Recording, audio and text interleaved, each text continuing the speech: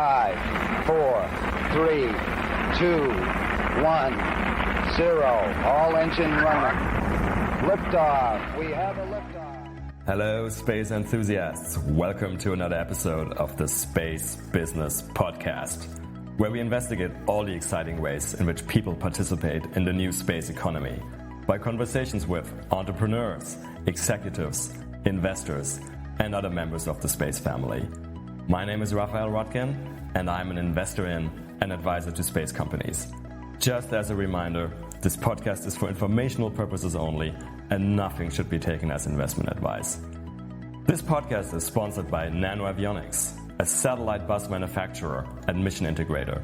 Their satellite technologies enable many space companies worldwide to offer services that improve life here on Earth, such as providing global connectivity, conducting Earth observation for various purposes, or contributing to scientific discoveries. Check them out and also check out my episode with their CEO and co-founder. Sadly, I am not a rocket scientist, but I'm an alumnus of the International Space University, or ISU, which is also our partner in this podcast. ISU offers a number of educational programs about space worldwide, ranging from executive courses lasting a few days all the way to a one-year master's. Check them out at isunet.edu. It's time for another episode that is not exclusively about business, but boy is it relevant to business and investing. My guest is Dr. Omar Hatamleh of NASA's Johnson Space Center. Omar has performed multiple really cool roles at NASA, including being head of innovation and deputy chief scientist. He was also the head of the Space Studies program at the International Space University for many years. Omar is an expert on emerging technologies. So we talk about space, but also a lot about artificial intelligence and some other things. If you like futurism, you'll love this episode. Please enjoy my conversation with Dr. Omar Hatamleh. Hey, space enthusiasts, it's time for another episode of the Space Business Podcast. And I'm really excited because it's one of our non-business episodes, although I'm sure we'll actually touch upon many topics which are very relevant to business. My guest today is my old friend, Omar Hatamleh. Omar is currently at NASA in the Johnson Space Center in Houston, and I'm sure he's going to tell us about that. But Omar and I have gotten to know each other when I was attending International Space University, and Omar was actually the head of the Space Studies program. So that's the background. But Omar, welcome to the podcast. And why don't you just give us a short bio on yourself, please?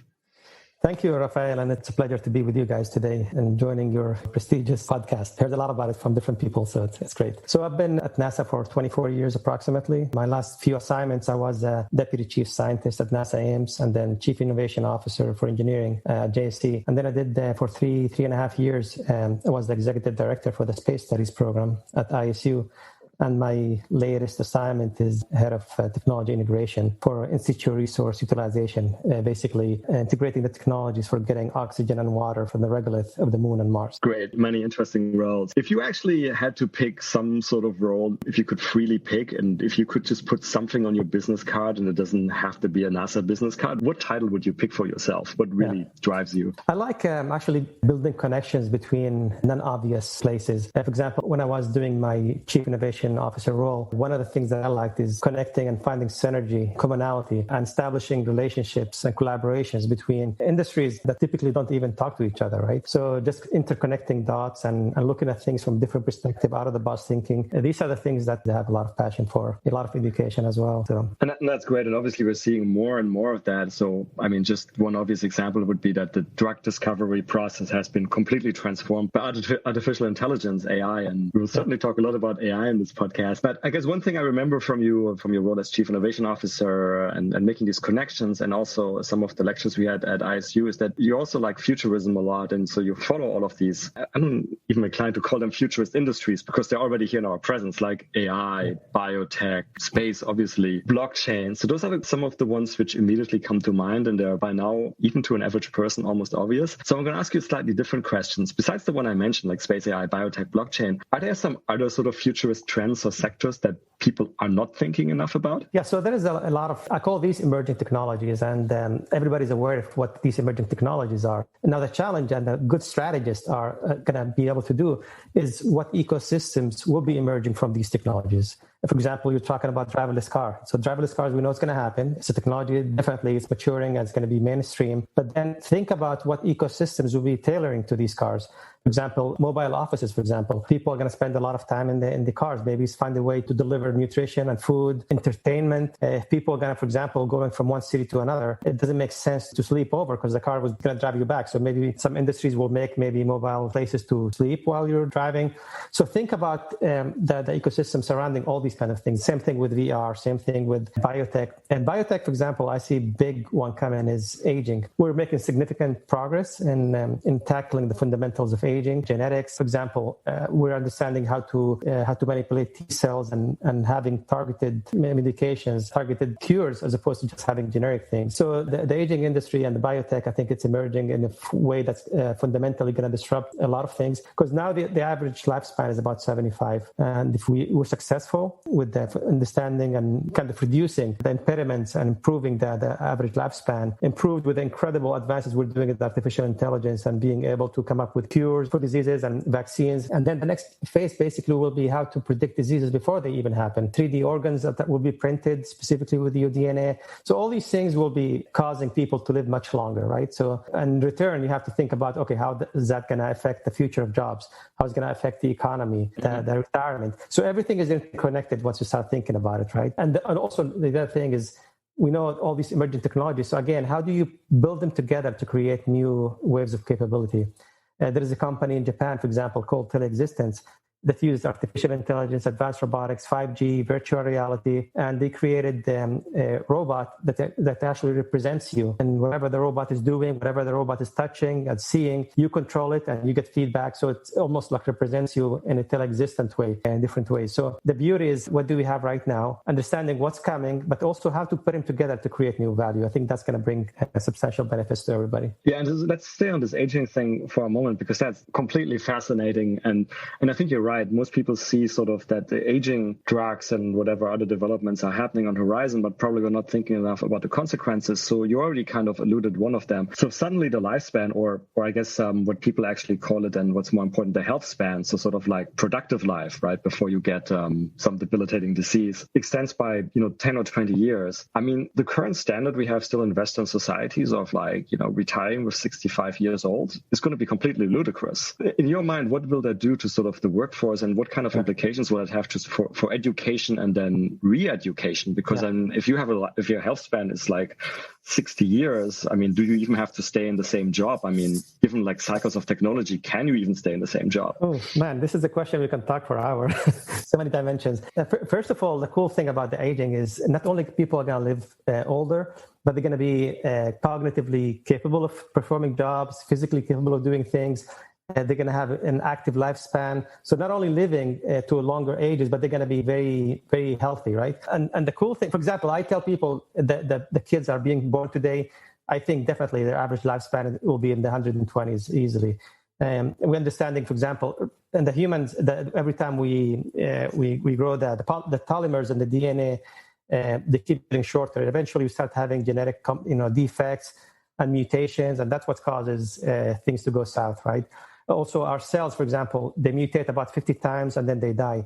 But in certain cases, they don't die, and they have these cells we call zombie cells or senescent cells, which they cause inflammation, long-term diseases. So we're understanding also how to cure them, how to get rid of them. I say the people born today easily will be in the 120s. So that's one thing, right? So we have people that are going to live older, capable, productive.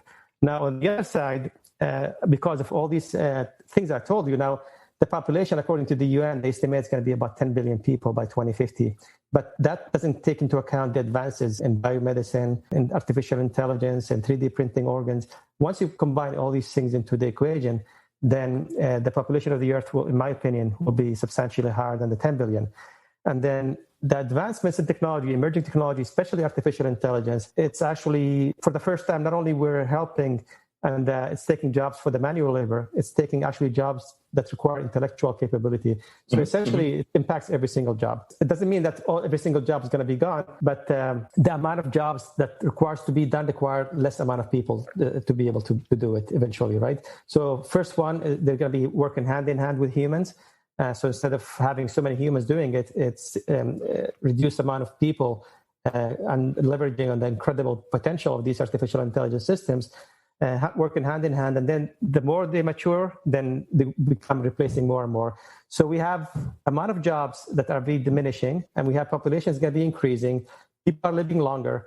And that's when I say the current fundamentals of the economic models we have, they don't sustain. So we need to start looking into something completely different, because in the 2050s and the 2060s, when technologies become beyond imagination in terms of how advanced they are, there's a disconnect. And we need to start brainstorming, tackling these issues way in advance. One thing you're alluding to here is basically technological unemployment, right? What some people call it. And the counter argument in the past has always been that some jobs have been destroyed, but then basically they were replaced by other jobs like, computer programmers and things like that. Is that something you share, or are you more, because personally, my suspicion is more that we're basically kind of having two curves, which are sort of like moving still very close to the bottom, and that basically actually not all of the jobs are getting replaced, and the curves are gonna move further apart, and we might actually end up with a lot of technological unemployment. Is that what you're also getting at, or? Yeah. So I mean, the thing is, definitely every single technology always will create jobs and always will take jobs, right? So the challenge we're having right now is challenging and tackling jobs that require intellectual capability, which has never been done before. Always, all the technologies that we've done is substituting manual labor, like robots in factories and assembly lines and stuff like that. So for the first time this century, we're starting to impart on intellectual labors as well. But still, there are going to be jobs created, of course, and then jobs displaced. The question is the balance which is going to be tilting toward. And in my opinion, it's going to be reducing jobs substantially. Of course, it's going to be creating jobs, but the difference between jobs created and jobs displaced is going to be in the jobs displaced, in my opinion. Basically, the skills of the people have to be different. The times, for example, when we learn a degree and that's it, that's all you needed for the rest of your career, that's like way long gone. So we have to constantly continue to learn, continue to be able to change careers substantially, always being adapted, critical thinking elements, think about creative ways and different ways that has been done before. And the curriculums and education itself also has to be different. Look, for example, typical engineering degrees go to 4 or 5 years. By the time you finish, obviously the fundamentals are never going to change. The fundamentals of physics is going to be the same. But a lot of the technologies that are being taught in these technical degrees, by the time you finish, it's going to be obsolete. So in a sense, we're graduating people that are not ready for the market. So it needs to be a faster updating of the curriculums and build a bridge between academic institutions and industry, so that we keep seeing what are the needs and we keep updating these curriculums at a much faster scale compared to what we've been doing right now. We're never going to get rid of all the jobs. That is impossible. But the majority of the jobs, I think they are at risk. And of course, if you ask 10 years from now, I would say 60 to 70% of the jobs don't even exist today, right? So jobs will be created according to good technologies. But if you take everything into consideration, and like I said, I see, in my opinion, more jobs will be displaced than created for sure. Yeah, and I think, like you said, this must have tremendous implications for rethinking our education system. I mean, do you think sort of the traditional model is going to survive, or are we going to move towards more sort of like, you have these companies now in the US like Lambda School, where it's basically very targeted, specific courses, right, to place people in specific types of work? No, so the thing is, fundamentally, the educational system hasn't changed for centuries, where we have actually a teacher or an instructor in front of a class, and then we have 30, 40, 50 students getting the information at the same scale, at the same level. And so like we're trying to do, like we mentioned, having individualized medications and medicine. Each person is different, genetic composition is different. So the future is going to be individualized medicine. And the same thing applies to education. Some people like to learn with repetition. Some people like to learn by examples. Some people like to get the material and learn it by themselves. By having a single source of information distributed across all the class, there's always going to be, according to the bell curve, people lagging behind, people actually sometimes ahead of the curve, ahead of the instructor. It's not efficient way of producing knowledge, right? So according to everybody's intellectual capability, if we use advanced systems, smart intelligence systems, they'll be able to cater the educational curriculum specifically to that intellectual capability needs of the person and get you from point A to point Z in a fraction of the time. And then, of course, we need to complement that with social aspects as well. We cannot just create robots where people are in front of a computer and being able to have issues, in social society. But in the fundamental way of teaching educational aspects, I think technology will definitely have a big role. And we can definitely make a lot of progress to create these kind of things and introduce a very important element of critical thinking. And most of the educational systems are spoon feeding, teaching us, how to memorize things and how to think. But we need to actually think differently in a critical way. That the advancements of education will give us a little bit more of an advantage. Yeah, we'll come back to all of these societal implications of new technologies a little bit later on, because again, that's something we can talk for hours about. Just want to finish up on this point. It's not just the education, right? In my mind, it's also like the placing people into the right jobs, where it seems like today, when I kind of picked my job, it was almost sort of like a haphazard combination of like, okay, what were my parents' jobs, and what was I exposed to sort of like randomly, as a teenager, and it doesn't seem to have changed a lot. And that doesn't strike me as really ideal in a world when we have just infinite information almost on everybody, and we should be able to place people in like jobs which are good for them and good for the world in a much more efficient way, no? No, completely. So that comes from an early age. Typically, people, they see role models, for example, they want to imitate, they want to go to these careers. Look at space, for example, after the moon landing, there was an incredible flood of people that wanted to go into engineering, science, technologies. So we need to have things like that. First of all, we need to have strategies and say, okay, in the next 10 years, strategically, we anticipate these are going to be the jobs that we anticipate is going to be relevant. And so start having things that encourage people to go into these degrees, into these studies. So actually, we can actually control and entice people to embark in these careers that will be able to help in what we see is going to be relevant and needed for society in the next decade. So it's a combination between the people designing the curriculums, the industry, role models. It's a combination of everything. Okay, so let's make that slightly tangible. So if you had I forget now how many kids you have and what ages, but let's say you have sort of like a 14-year-old kid, right? Which is sort of the age when you can start specializing. Even if not in your school, you can start selecting your readings and stuff. As a parent, what would you advise your 14-year-old kid? Like what are some of the areas to focus on? Obviously, the ones that are going to be relevant when they graduate at 14, still going to be anything that has to do with advanced robotics, advanced machine learning, advanced artificial intelligence, quantum computers, autonomous systems, virtual augmentation, virtual reality. All these jobs are going to be very, very relevant in the next decade. But like I said, I will complement that as well with teaching them different skills with unconventional ways, like always keep learning, diversify your knowledge, not only specialize in one single thing, know more about different things, constantly be adaptive to change and get out of the comfort zone. Sometimes people, they get into a career, they get into a specialty and they get comfortable, they don't want to change, they find it difficult to change from that realm. So also changing and being always capable of doing different things. All these things I think will be helpful. Emotional intelligence, how to do these kind of things. I think all these will be beneficial for sure. So in that list of emerging technologies you just mentioned, there was one which I also like a lot, but which very often people forget about, which is quantum computing. Yeah. Is that something you also think people maybe are underappreciating, or what's your view on quantum computing and how that might impact our lives in the next, 10, 20 years? So quantum computers is like any other technology. And, sometimes I feel that we're judging some of these technologies, artificial intelligence, quantum, whatever, as like somebody looking at a small baby and saying, okay, this baby cannot run a marathon. Well, of course, it's still a baby, but wait until it becomes an adult. And the same thing with these technologies. Quantum, we're making progress every single year. It has advantages and disadvantages. For example, depending on what kind of calculations, if you're using quantum to solve something like the travel or salesman's problem, it does it in a fraction of the fastest computer that we have. But if you do it in certain cases, it doesn't have that much advantage compared to conventional computers. But the trend is quantum is going to be able to impact so much. And when combined with advanced technologies, I think it will open huge waves of capabilities that are going to be fundamentally transformative in society and economy and every single aspect. Whether it's the jobs, medicine, education, security, science, finding so many things. When combined artificial intelligence with quantum, it's going to be very different, completely new waves. So I definitely see a huge future for quantum computers.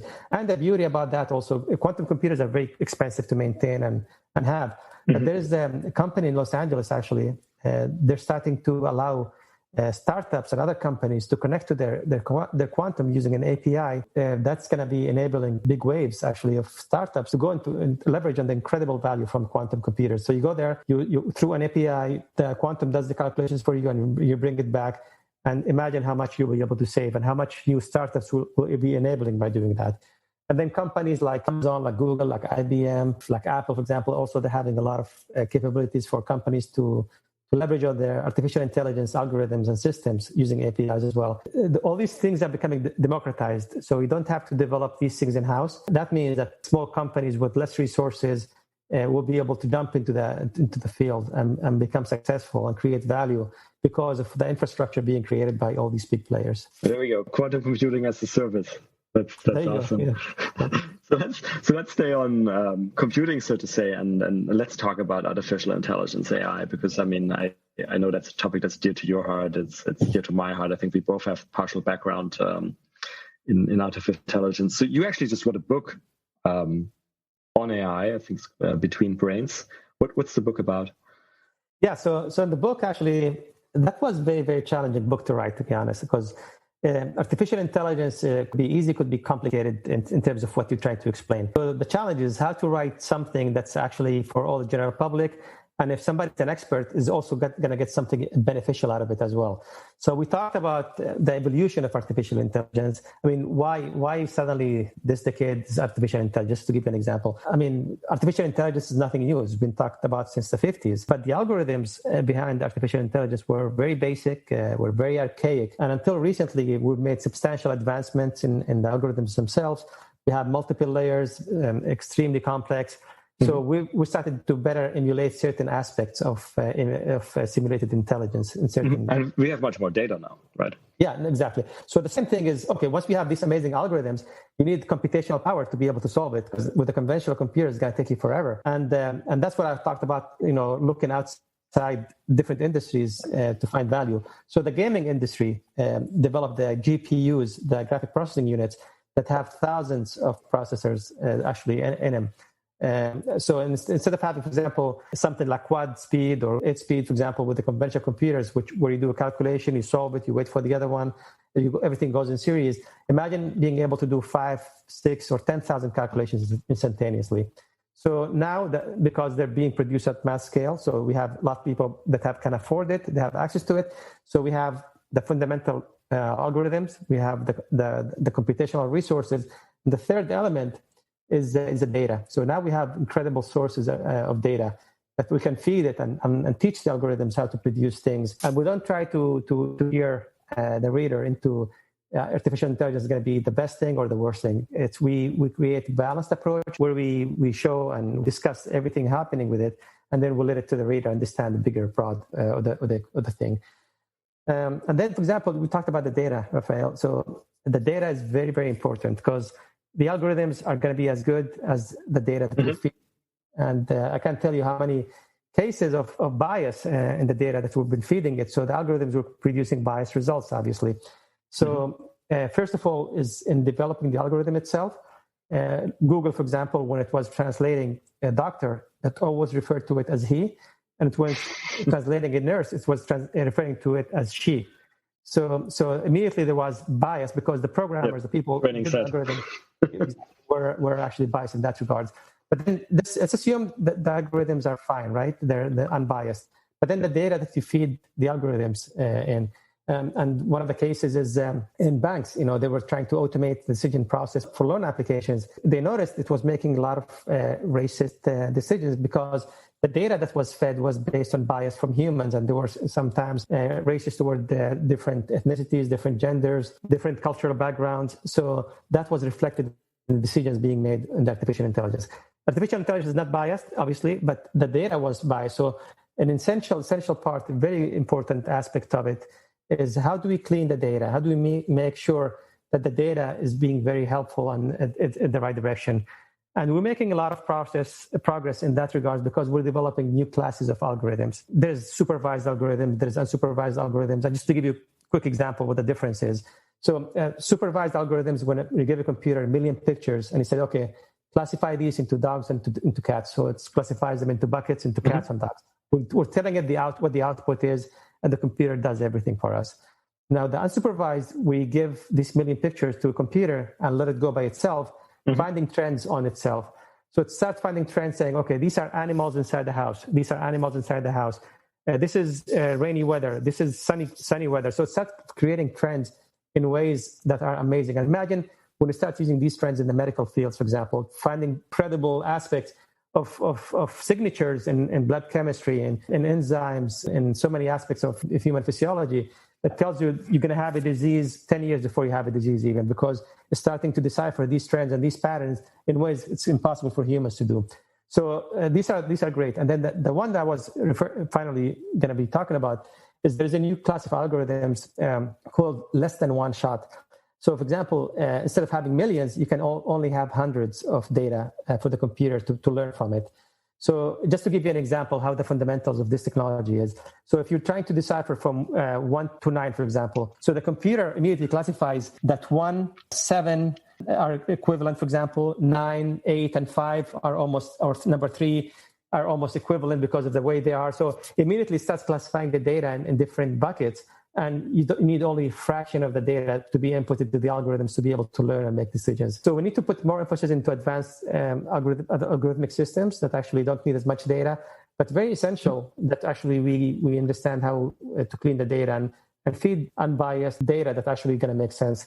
Otherwise, it's going to create more issues and more problems. Okay, so let's explore this topic of data, at least in a couple of aspects. So one aspect would be, you're basically saying that, we have to clean the data, right? Now, depending on how fast we move with AI, and let's say we get to these scenarios, some people worry about that AI basically becomes, let's use these ridiculous terms like self-aware or wakes up or, starts doing stuff by itself. The existing data set, obviously, in the world, we wouldn't even be able to clean the data. Like the AI would just go out and basically look at what's on Wikipedia, what's on the web, and that data set is biased, and any sort of cleaning activity would obviously take time and resources. So is that like a race we haven't sort of automatically lost, or unless we're very, very quick? No, I don't think we've lost it, but we need to start paying more attention. I think what happened is we weren't paying a lot of attention to these kind of things, and we were giving all the data that we had into the systems because we want to train the algorithms.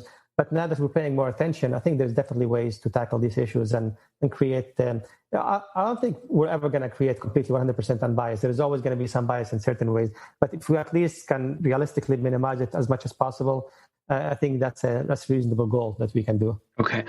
And then the other thing I wanted to ask about data is, so there's sort of an inherent clash, I suppose, with privacy, which is also a concern for many people these days. I remember when I was doing machine learning AI at university, even that is now 5 years ago, so it's ages ago, but sort of one of the guiding principles was it's like if you have the choice between better data and better algorithms, it's not even a question. You always go for more data and better data. If that is the case, how does that square with demands for more privacy and what kind of political implications does that have? Because you could get also between countries into a race to the bottom, right? Like the less privacy you have, the more data you have, the more the AI in that country that has no privacy advances. No, absolutely. So that's going to be actually a challenge between stifling innovation and having over-regulation and stifling innovation, and between having free market completely. People are going crazy with everything is available.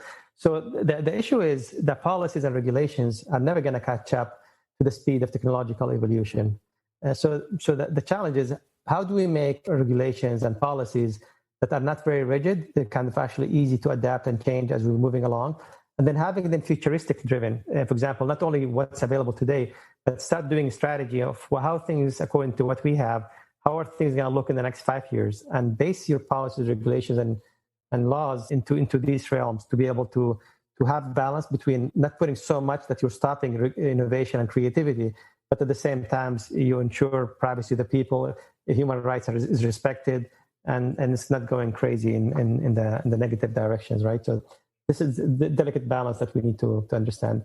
And now actually a lot of countries, I think so over 60 now, 63 nations, they have artificial intelligence in national policies that they're starting to institute and strategies. So people are starting to understand it, and And obviously, everybody wants to do the right thing. And they want to ensure that we're leveraging an incredible power of these systems and algorithms, at the same time maintaining human laws, privacies and rights and all these kind of things. So the privacy aspect, so that's one common concern that's mentioned in the AI debate. The other concern, of course, is what people like Elon Musk and Max Tegmark and MIT and some others are voicing, that really sort of like the potential danger of AI just running out of control.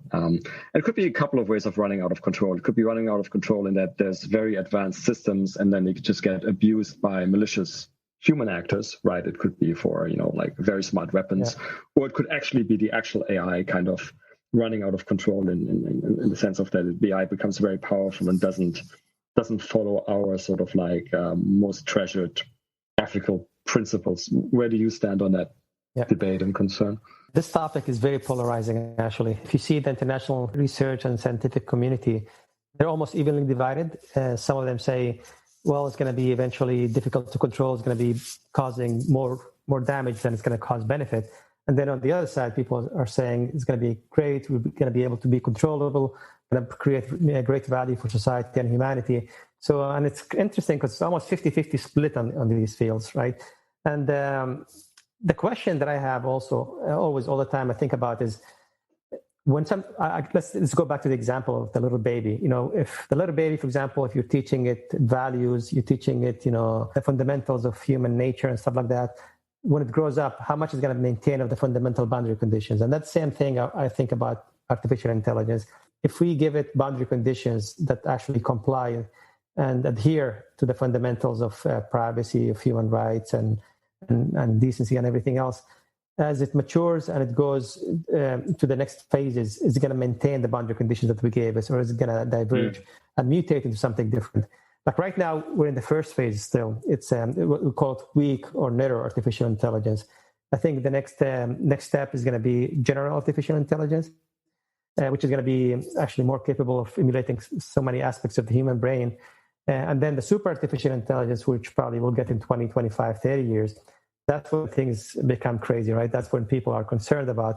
So the question is the boundary conditions and the fundamentals that we taught these basic algorithms at the weak or stage that we are right now, are they going to maintain as they progress in advancements and complexity, or are going to deviate? And that's the question I don't think anybody can actually answer. It's going to be, hopefully we'll be able to keep, watching it closely, tackling with it, and modifying it and adjusting as we go, so we don't lose control of these kind of systems. But it's like any other technology, Raphael. It's going to have incredible advantages and incredible disadvantages. Do you think if something like this happens, that AI becomes, and again, some of these terms are ridiculous, but like becomes self-aware, sort of like a system basically reaches the stage of artificial general intelligence? When we talk about alien intelligence in space, sometimes, the whole question comes up, or about life in general, like there's a legitimate question in astrobiology, right? It's like, would we be even able to recognize it, right? Because it might be so different from our life. Do you think if an AGI emerges in computers in a network that we would necessarily be able to recognize it, or could it just kind of fly under the radar screen? That's gonna be tough, because like as humans, actually we have a limit to the things we can comprehend. Look, for example, at the primate, like less than 1% DNA between the monkeys and the humans, and look how much difference in cognitive ability we have, right? So imagine, like we're talking about alien civilizations, if somebody had even higher percentages of intellectual quotients or stuff like that. I think we have a limit, but if depending on the fundamentals of biological evolution we can only reach a certain limit, and beyond that we cannot comprehend. So there's going to be elements, obviously, that are going to be, within our comprehension, and some might be beyond our comprehension once it goes crazy, in the next 30 or 40 years, something extremely advanced.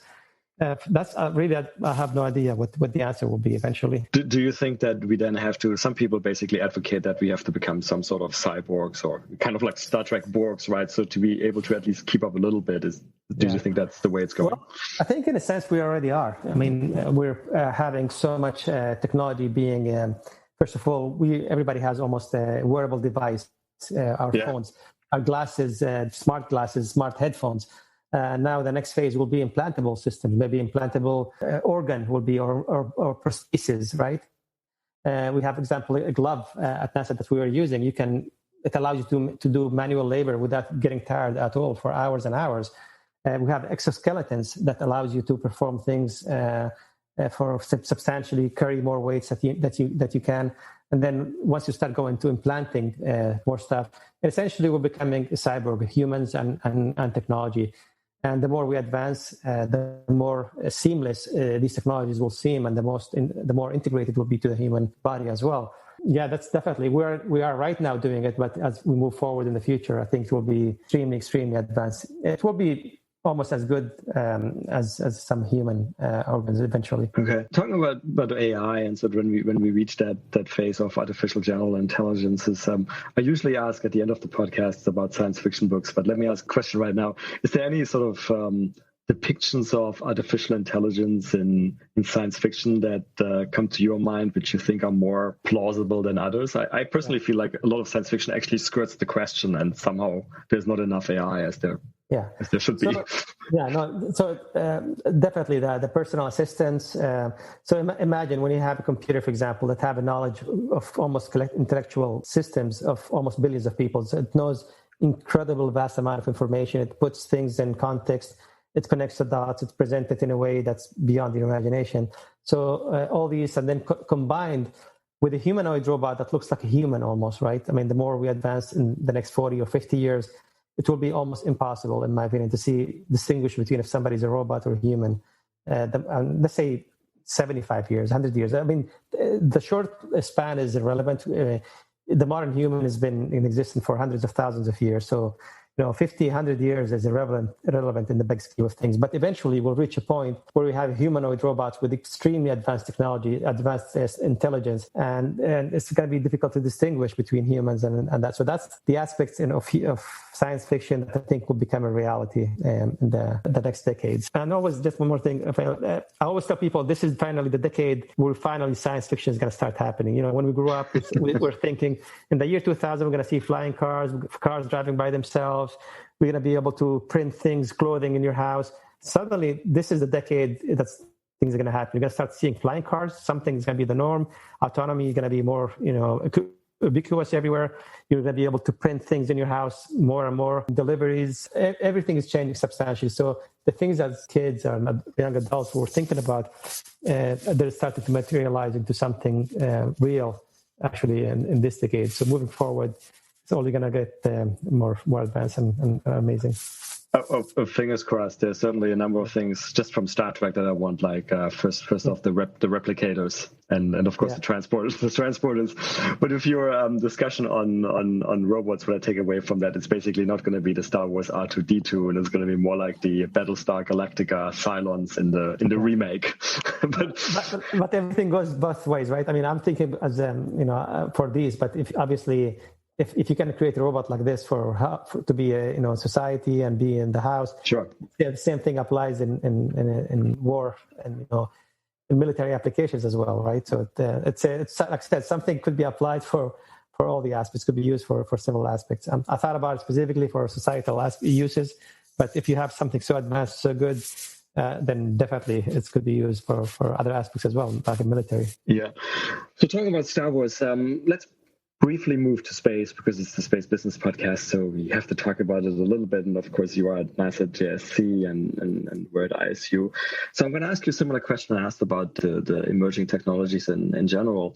So when we think about space, most people and space business segments, most people will immediately think about satellite communications, remote sensing, maybe even GNSS, the global navigation. What are some of the things in space people are not talking enough about? Well, first of all, I think we need to eventually have faster ways to get into different planets. The conventional propulsion that we have right now, it's not going to be the way to the future. We're going to have to develop things that substantially get us faster from one point to another.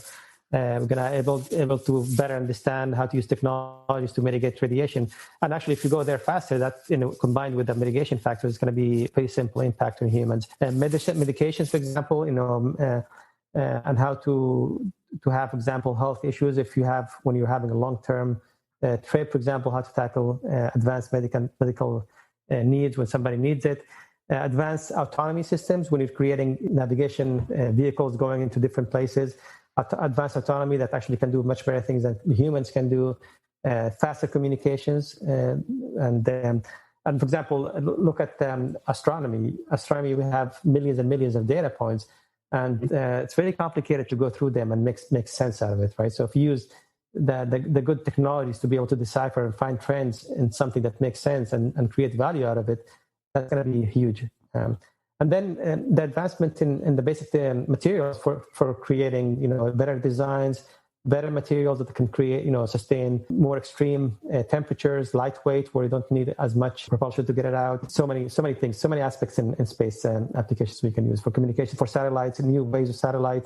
Look at satellites, Raphael, where they were 25, 30 years ago, and where they are right now.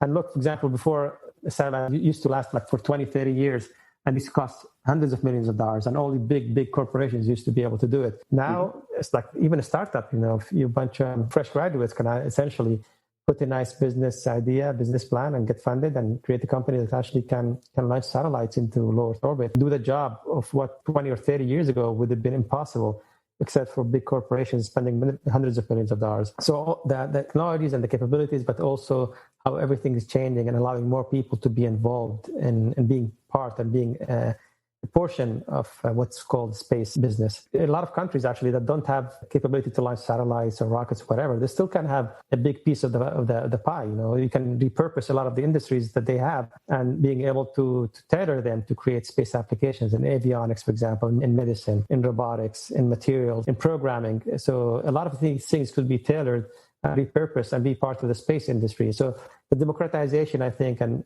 enabling many more people at the nations, but also at the individual level, is something that's new and that will continue to go that direction. So if you had to start a new space company today, what would be your choice? Oh, that's I don't know. That's the challenge. But the choice will be something. Do a market scan, see what gaps do we have right now, or something not necessarily a gap. How you could do a better mousetrap, for example, and then do something unique.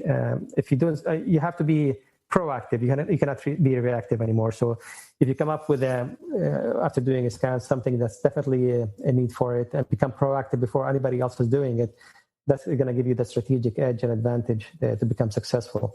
Otherwise, if you're just doing whatever somebody else is doing and becoming reactive, the possibility of success is going to be minimum. And so let me ask, a lot of the things we talked about, we did take a little bit of a longer term view, which is really exciting. So, and in space, if I understood correctly, also at NASA right now, one of the things you're working on is in space resources, right? Which obviously today also sounds a little bit more futuristic, but will probably happen sooner than people think. The ideal vision many of us have where we should get to in space is really these like permanent settlements in places like the moon and Mars. So like not the Antarctic research station, but like actually like thriving communities in space. How do you think we can get there? Like what's going to be the trajectory? Well, it's definitely, that is something, no question, is going to happen. It's just, we're building step by step. We're building the things and technologies needed to enable us to go that way.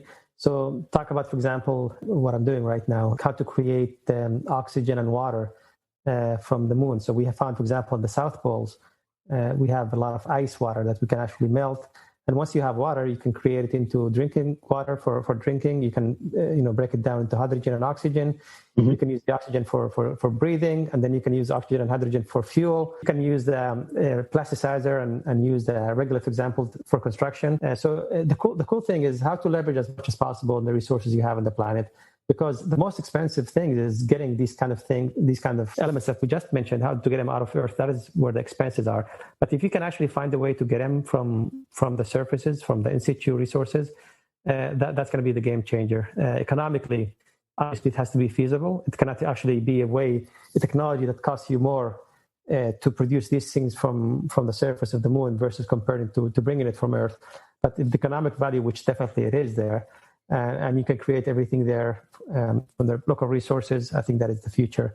And eventually, the moon will be a proving ground. We'll be able to vet a lot of technologies and eventually head to Mars. And after building, permanent presence on the moon, eventually will be the next step is going to Mars and building a permanent presence there. Let's try, because we have to wrap up here, summarize a little bit. So we talked a lot about artificial intelligence. We talked now about space. We sort of implicitly mentioned some of the other emerging technologies, like biotech and blockchain and quantum computing. Yeah. If we look back from 2030 onto the 2020s, what do you think we'll be looking back on? Like, how will we remember this decade other than beginning with COVID? Actually, that will be where things finally started to pick up. It's like when things started becoming exponential. I mean, until recently, everything was moving linearly. We weren't having that much progress. So things are moving very fast in an exponential fashion.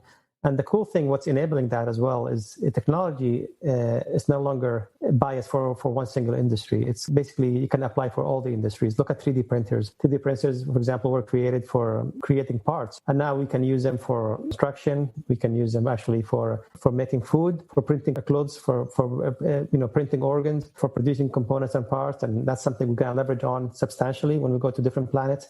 So the cool thing is once you have that incredible synergy in technology across industries, that's going to enable this technology to mature at a faster rate. So that's going to be, creating things at an exponential. So I think this decade will be when things finally is picking up exponential fashion into a way that's going to bring significant progress and benefit to humanity and society as a whole. So that's on the technology side, but you already sort of alluded to a lot to the political side. And if I'm not mistaken, I think that has a prominent role in your book as well. Do you think the political side, and by political, I mean sort of really the social sciences at large, the politics, law, and everything else. I think you already said that we probably won't be able to keep pace with the technological developments. Does that concern you? Obviously the last industrial revolution, there's some arguments that the back-end effects of that were not very positive.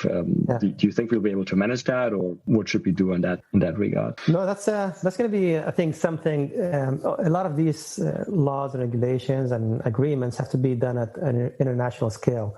Look at the autonomous cars, for example. I think the ethics is a bigger roadblock than the technology itself. And if you do ethics, for example, how do you program the system? Who does have the priority? Is it safety?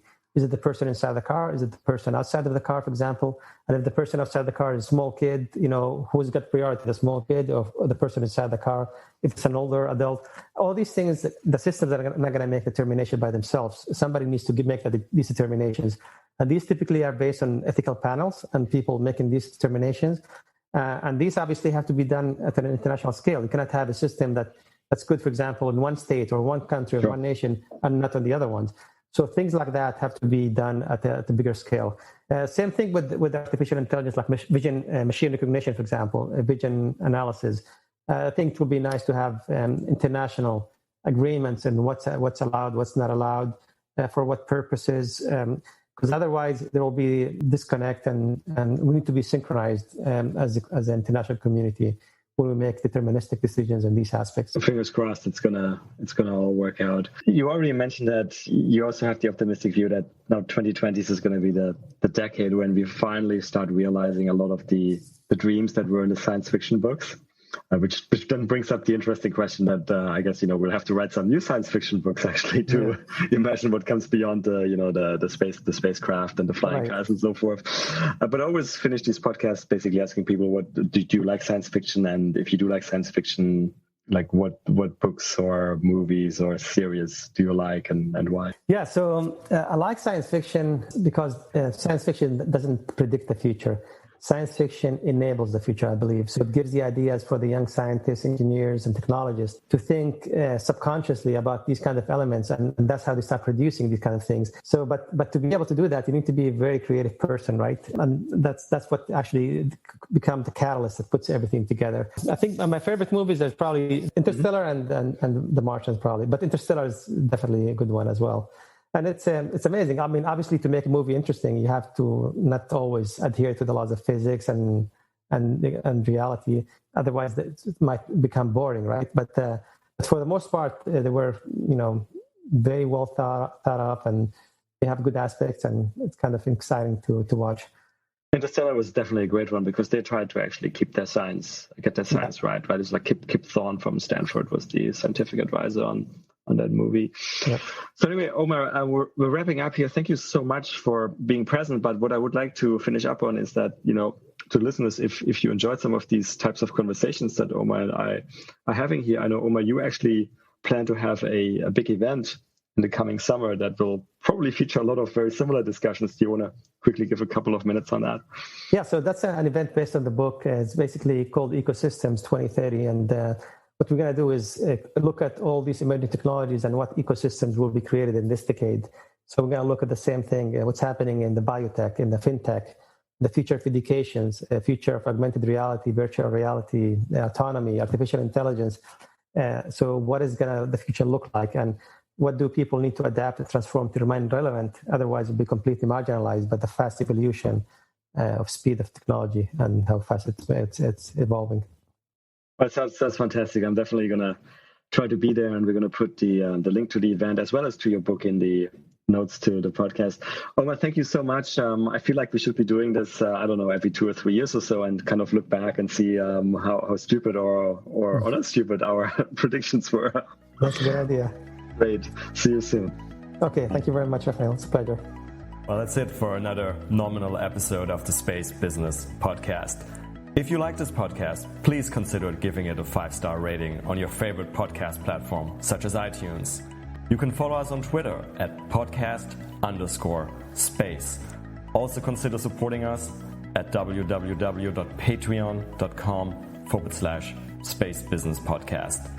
If the podcast got you interested in learning more about the business opportunities in the space economy, check out my new online course on space entrepreneurship on udemy.com. The link is in the episode description. Lastly, if you have any feedback, including ideas for guests, and that may include yourself if you have an exciting space story to tell, or interested in being a sponsor, drop us an email at spacebusinesspodcast@gmail.com. I look forward to seeing you for the next episode.